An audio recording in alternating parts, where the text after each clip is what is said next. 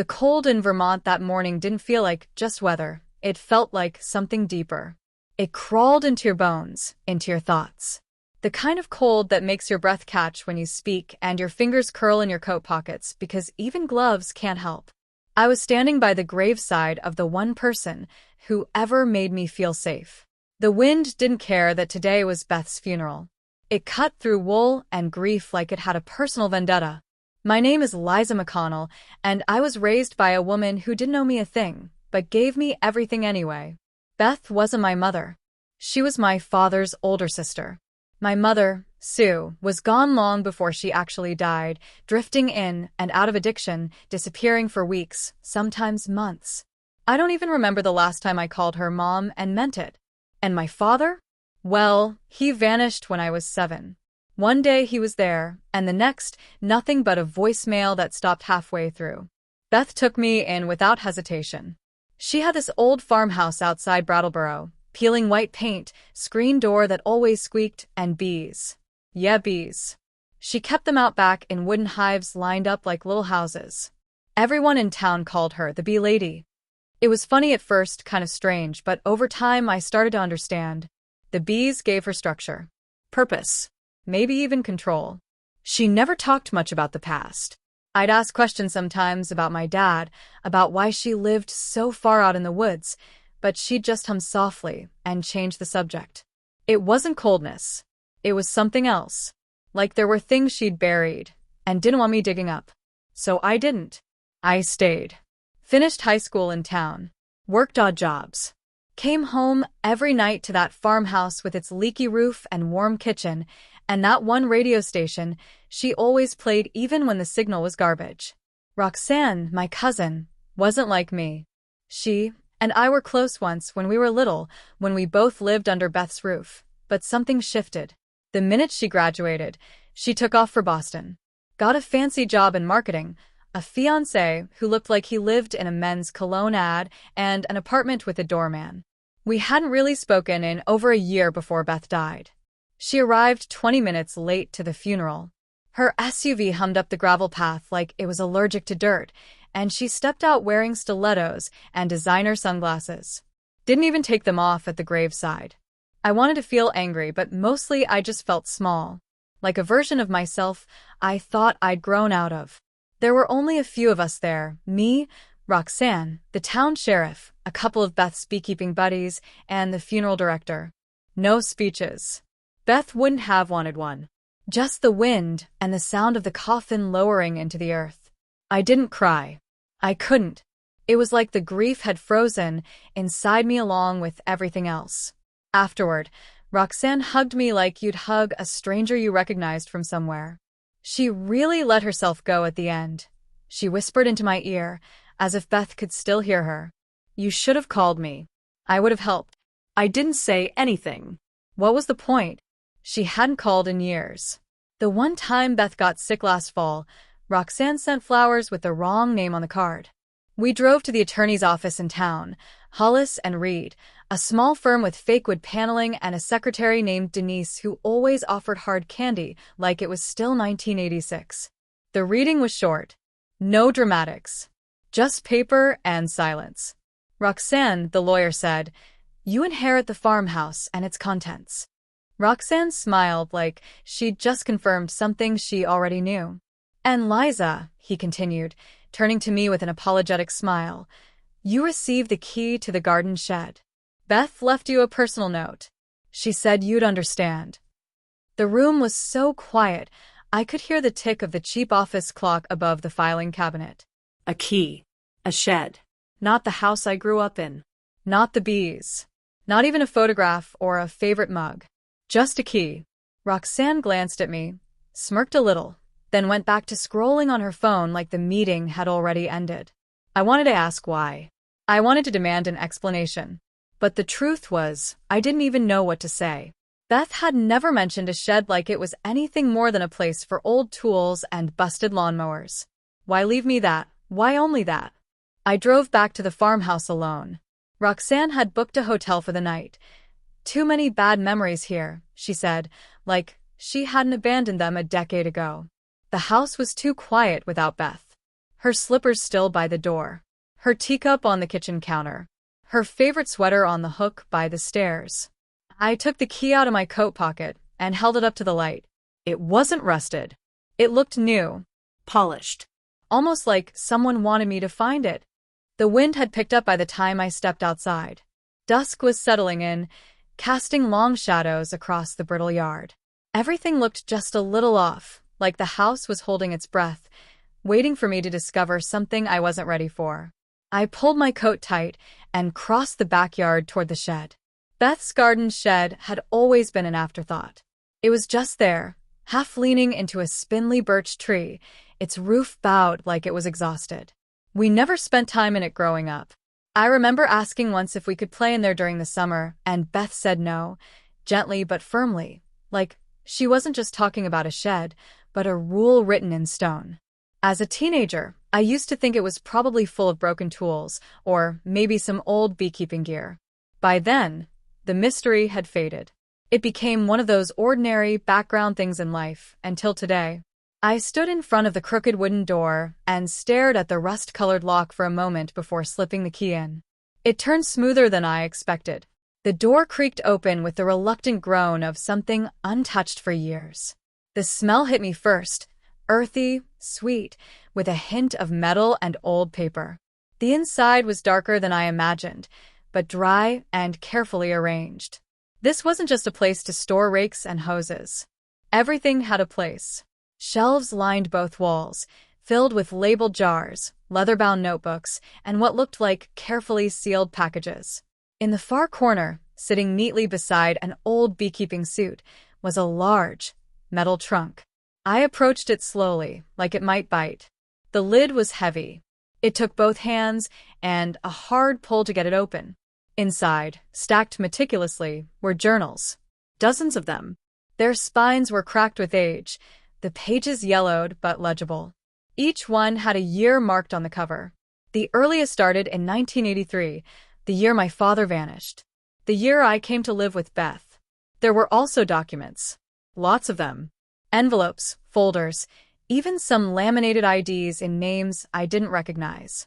Tucked into one of the folders was an old black-and-white photo of a man who looked vaguely familiar, sharply dressed with cautious eyes. His arm was around a woman who could have been Beth, only younger and not smiling. My fingers were trembling. Then I saw the letter. It was taped to the underside of the trunk lid, in Beth's tidy, slanted handwriting. Liza, if you're reading this, it means I'm gone. And there's a reason I left you the shed, not the house. There are truths I've carried for a long time. Not because I didn't trust you, but because I wanted to protect you until I couldn't anymore. Your father didn't abandon you.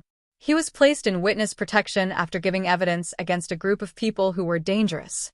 They promised he'd be safe. He wasn't. I worked for the U.S. Marshals then. I was part of a covert relocation unit. I helped families disappear. New names.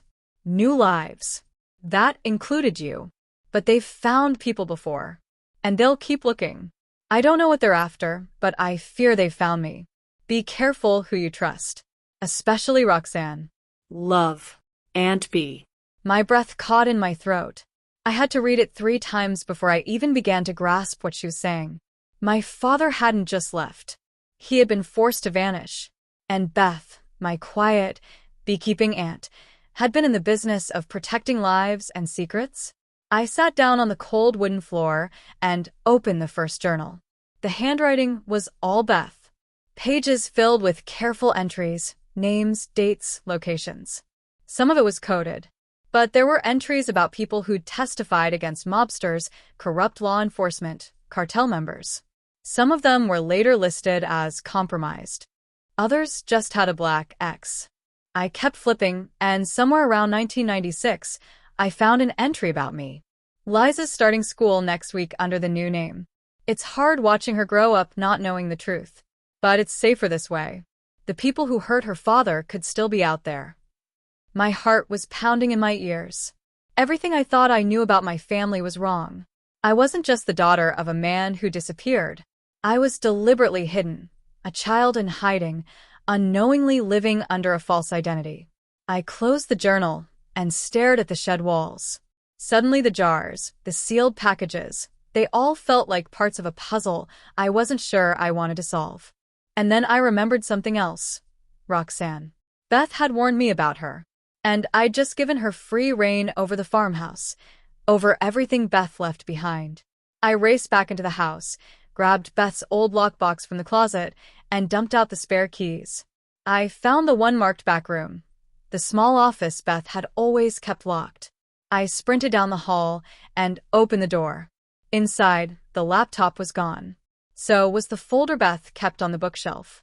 The one she told me was just old taxes. But it wasn't old taxes. Not anymore. And Roxanne had been here earlier than she said. My throat went dry. Whatever this was, whatever Beth had been protecting, it wasn't over. Not even close. I didn't sleep that night. I lay on the living room couch, fully clothed, Beth's letter clutched in my hand like it was the only thing keeping me tethered to something real. The wind rattled the old windows, and every creak in the house made me flinch.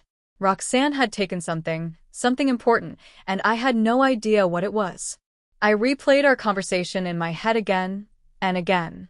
She'd been so casual, so cold. No hint of emotion when the will was read. No reaction when I got just the shed. Now I understood why, because she already knew what was in the house. Because she'd already gone looking. I waited until morning to call. She picked up on the third ring. Liza? Hey. I need to ask you something, I said, skipping the niceties. My voice was shaking, but I forced it steady. Did you take anything from Beth's office? She was quiet for a second too long. Excuse me? There was a laptop. A folder. The room was locked, but now it's been cleaned out. Oh, she said, light and dismissive. That stuff? Yeah, I grabbed it. Thought it might have some estate paperwork we'd need. I was going to send it to the attorney. You didn't say anything. You didn't ask.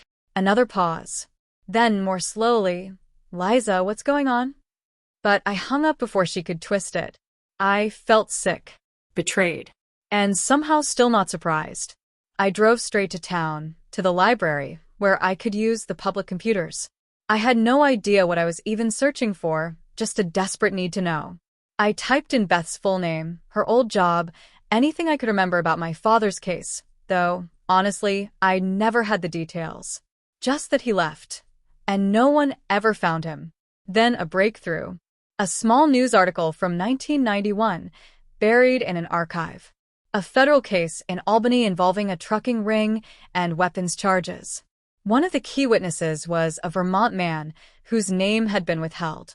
The case was tied to a series of disappearances and rumored cover-ups. It mentioned a relocation program, but no more than that. Everything else was redacted. I sat back in the chair, numb. I couldn't prove it was my dad, but my gut said yes. And Beth had been right in the middle of it. That night, I went back to the shed. I pulled out more journals, scanning entries, looking for connections. That's when I noticed a pattern. Names in the journals matched initials scribbled on jars across the shelves. MK, DS, RB. I opened one and found an old passport. Another held a birth certificate, doctored and faded. Beth had been storing identities, maybe even lives, in glass jars like preserves. And, in the corner, I found a locked box. Heavy. Cold to the touch. No key. I stared at it for a long time, then slipped it into my backpack. The next day, I showed up at the town museum. Not to make a donation, yet, but to find someone who could help me sort the truth from the legacy. That's where I met Elliot Green, the museum's curator. A soft-spoken man in his 50s with sharp eyes and a calm that felt like shelter after a storm. I told him part of the story, not all of it, not yet, and showed him one of Beth's old notebooks. He flipped through it, eyebrows knitting. Where did you get this? It belonged to my aunt, Beth McConnell. He looked at me like he wasn't sure if I was joking. I've heard of her. The bee lady, right? But this, he held up the journal. This is government-level fieldwork. Encryption, alias logs, coded routing paths. This is not your average beekeeper's journal. I know. I'd like to look deeper. If you'll let me. I left the journals with him, but kept the locked box. I wasn't ready to share everything. Not yet. That evening, I came home to something strange. The front door wasn't latched all the way. Beth never left it like that. And I hadn't either. I walked in slowly, heart hammering. The living room looked the same. So did the kitchen. But Beth's shed key was missing from my coat pocket, which I'd left on the chair. Someone had been inside, and they'd taken the one thing that could unlock the rest.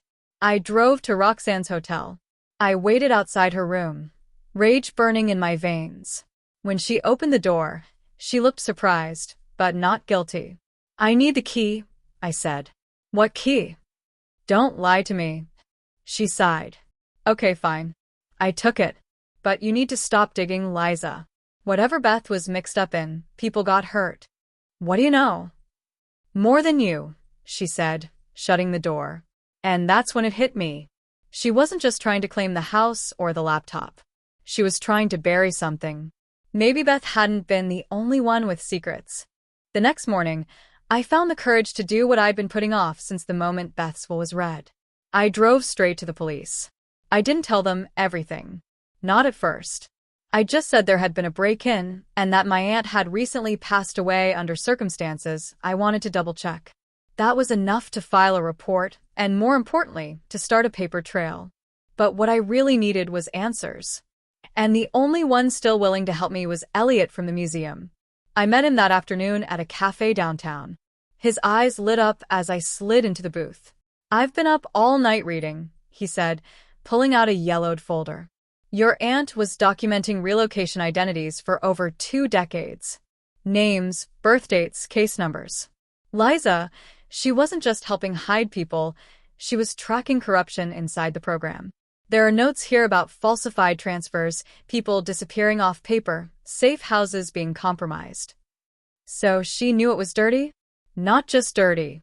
She suspected someone inside the system was leaking names, selling them, maybe. I swallowed hard. "You think that's how my dad was found?" "I'd bet on it." I handed him the locked box. "I think she meant for me to find this, but I don't know how to open it." He examined it carefully, fingers running over the edges. "Military grade. Dual lock system. But look," he pointed at a series of faint etchings near the hinges. "Beth left you a code. It's not about keeping this shut, it's about giving it to the right person." He opened his notebook, flipped through Beth's entries, and paused at a journal page marked with a tiny B sticker. It took us 20 minutes, but the box opened. Inside were 2 hard drives, a burner phone, and a set of files marked, "For the one who remembers the real name." And I knew exactly what that meant. I pulled out the last photo I had of my dad. A copy Beth had kept in her old sewing basket, one I always thought was just sentimental. On the back, in her neat script, was his real name, Thomas Edgar Flynn. That was the name I whispered as I unlocked the first drive. What we found inside shook me. Beth had built a digital ledger, painstakingly, of families relocated, then erased. People like my dad, who'd agreed to testify, who disappeared after their cases closed. She had years of data, whistleblower letters, and classified correspondence. Many of the names had deceased, marked in red beside them. And then there was a folder labeled RC. Roxanne Cartwright. I opened it with trembling hands. Roxanne had been working with the Marshals years ago, as an analyst briefly before getting pushed out. There were allegations of misconduct, unauthorized file access, even bribery. Nothing ever stuck, but Beth had kept digging. The last entry in the folder was a flagged payment, Roxanne's name connected to a consulting firm that received money from a federal contractor under investigation for identity leaks. She hadn't just stolen the laptop. She'd been looking for something she missed the first time. She'd come back to clean up. I turned everything over to Elliot. He, in turn, brought in a journalist from Boston who specialized in government cover-ups. Together, they verified everything, and within weeks, the first article went live. Vermont woman's secret shed leads to exposure of identity leak ring tied to federal witness program. Roxanne disappeared. I don't know where she went. The police said they were investigating, but I knew better than to expect a bow on this story. Some people never get punished, but some stories still get told. The museum asked to exhibit Beth's journals. They wanted a whole wing dedicated to her, the Quiet Watcher, they called it. I helped curate it. We used her actual jars, journals, even her beekeeping veil. We put the Volga, a rusted, ancient thing she once bought for fun, right in the center, filled with the things she thought were worth saving. I donated everything, because none of it belonged to me. Beth didn't leave me money or a house. She left me truth. And somehow, that changed everything. Now, months later, I live in a small apartment in Montpelier. I work part-time with trauma survivors, people who've lived through things like I never imagined. I use a different name sometimes for safety, old habits. But every night, I light a candle beside Beth's photo. She wasn't just my aunt. She was a protector, a rebel in disguise, a woman who gave her life for people who never even knew her name. And me? I finally understand who I am. I'm Liza Flynn, daughter of Thomas, survivor of silence, inheritor of legacy, and I'll never let anyone erase me again. Thank you so much for listening to my story. Your support means everything. If this story touched you or made you think, please subscribe to our channel for more real, powerful stories.